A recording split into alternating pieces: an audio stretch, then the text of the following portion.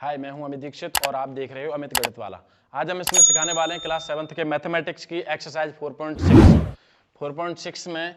इससे पहले मैं आपको बता दूं कि इसमें आएगा क्या। इस एक्सरसाइज में होने वाला है किसी भी परिमेय संख्या का दशमलव निरूपण कैसे करते हैं, या फिर दशमलव अगर संख्या दे रखी है तो उसका एक परिमेय संख्या में कैसे निरूपण करते हैं। ये चीज आज हम इसमें सीखने वाले हैं। पहली चीज, इसमें किसी भी परिमेय संख्या का दशमलव निरूपण कैसे करते हैं। मान लीजिए आपके पास संख्या है 1/13। इस संख्या का अगर मुझे दशमलव निरूपण करना हो तो नॉर्मल भाग ही दूंगा मैं इसका। तो 13 का भाग 1 में दूंगा मैं, तो 13 का भाग अगर 1 में दूंगा तो इसमें नहीं जा रहा, 0 बढ़ा दी मैंने, फिर नहीं जा रहा, फिर 0 बढ़ा दी, तो 13 सत्ते 91, यहाँ से बच गया 9, फिर 0 बढ़ा दी, 13 सत्ते 91 ज़्यादा हो गया, 13 छिंगे 78 चलता जाएगा। तो इसका आंसर नॉर्मली 0.076। अगर मैं इसे स्टॉप करना चाहूँ तो इसका आंसर आएगा 0.077। इस तरीके से मैं किसी भी परिमेय संख्या का डेसिमल निकाल सकता हूँ, यानी दशमलव प्रसार निकाल सकता हूँ।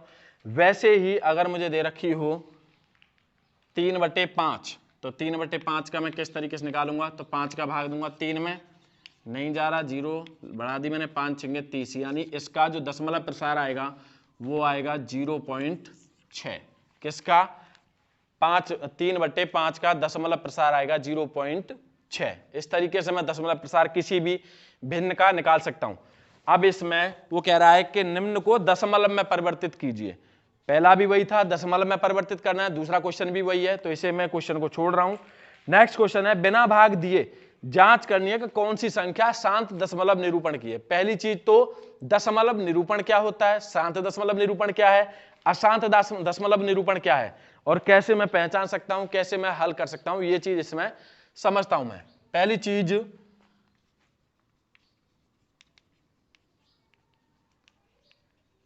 शांत दशमलव निरूपण क्या है। शांत दशमलव निरूपण होता है किसी भी परिमेय संख्या का अगर मैं आफ्टर डेसिमल डिजिट, यानी दशमलव के बाद 3 डिजिट तक अगर मेरा आंसर आ जाता है, 4 डिजिट तक आ जाता है, तब मेरा शांत दशमलव निरूपण है। नहीं आता है तो वो होता है अशांत दशमलव निरूपण। इसमें भी और होता है, एक होता है आवृत्ति और एक होता है अनावृत्ति। आवृत्ति होती है कि जैसे 3, 4, 5 डिजिट तक आपका आता जाए, उसके बाद फिर रिपीट होता रहे, वही संख्या आपकी रिपीट होती रहे, तो वो होती है आवृत्ति। और उसमें रिपीट ना हो, खत्म भी ना हो, तो वो होती है अशांत अनावृत्ति, यानी खत्म भी नहीं हो रहा और आवृत्ति भी नहीं हो रही, तो ऐसे में उसे कहते हैं हम अशांत अनावृत्ति। ऐसी ही कुछ परिमेय संख्या होती हैं जिनको हमें पहचानना होता है। अब इसमें कौन कौन सी है, कैसे कैसे हम पहचानते हैं, इस चीज को हम इसमें करेंगे। मान लीजिए 29/30 है, तो इसको मैं कैसे पहचानूंगा, क्या ये इसका जो दशमलव है वो शांत प्रसार का है या नहीं है। तो शांत प्रसार का क्या होगा, तो इसको पहचानने की ट्रिक ये है कि आप भाग ना दिए बिना कैसे पहचानोगे। तो इसके जो नीचे वाले गुणनखंडों के में 2, 5 के गुणनखंड आ जाएं तो ये होगा शांत दशमलव का निरूपण। अब इसके गुणनखंड काटो 30 के, तो इसके कटेंगे 2, 3, 5, तो इसमें 5 भी आ रहा है, 2 भी आ रहा है, तो ये इसका शांत दशमलव निरूपण होगा। इस तरीके से मैं शांत दशमलव निरूपण इसमें पहचान सकता हूं। नेक्स्ट क्वेश्चन ये है कि अशांत दशमलव रूप की नहीं है, वो बतानी है। तो ये दोनों चीज मैंने आपको बता दी है इसमें कि शांत दशमलव निरूपण क्या होता है, कैसे पहचान सकता हूं, अशांत दशमलव निरूपण क्या होता है, उसे कैसे पहचान सकता हूं। तो आई होप आपको समझ में आ गया होगा। नेक्स्ट है कि प्रत्येक शांत संख्या को मानक रूप में लिखिए।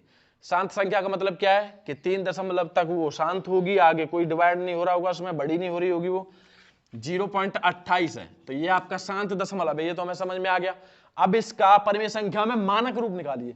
तो परिमेय संख्या में कैसे चेंज करता हूं कि पहले कंप्लीट नंबर को ऊपर लिखूंगा और जितनी दशमलव के बाद संख्या होंगी उतनी एक के आगे 0 रख दूंगा मैं नीचे, यानी 28/100। तो ये तो एक दशमलव संख्या को मैंने बदला है, एक भिन्न में एक परिमेय संख्या में बदला है, लेकिन इसका जो दशमलव निरूपण है वो दशमलव निरूपण को मैंने परिमेय संख्या में बदल दिया, लेकिन इसे मैंने मानक रूप में थोड़ी बदला है। मानक रूप में मैं इसे बदलूंगा तो इसका आएगा 14/50, इसे भी काटूंगा तो आ जाएगा 7/25, यानी 28/100 का मानक रूप आएगा 7/25। इस तरीके से मैं इसका मानक रूप निकाल सकता हूं। आई होप आपको समझ में आ गया होगा। इसमें एक नेक्स्ट क्वेश्चन और है, कि निम्न के परिणाम यानी सरल करने के बाद आपको परिमेय संख्या में लिखना है, यानी कुछ पॉइंटों के सवाल हैं उनको आपको प्लस माइनस करना है, उसके बाद एक परिमेय संख्या के रूप में लिखना है। और ये चीज मैंने आपको एक लास्ट वीडियो में बताई थी कि किन्हीं अगर पॉइंटों की जो संख्या है उनको अगर मुझे प्लस करना हो तो मैं किस तरीके से प्लस कर सकता हूं, यानी आफ्टर जो डेसिमल डिजिट हैं वो मेरी बराबर होनी चाहिए, और वो बराबर हो जाएंगी तो मैं उसे जोड़ सकता हूं या घटा सकता हूं। उसके बाद क्या होता है, उसके बाद मैं उसे एक परिमेय संख्या के रूप में लिख सकता हूं, परिमेय संख्या के रूप में लिख दूंगा मेरा। और परिमेय संख्या के रूप में कैसे लिख सकता हूं ये चीज मैंने यहां बताई है आपको।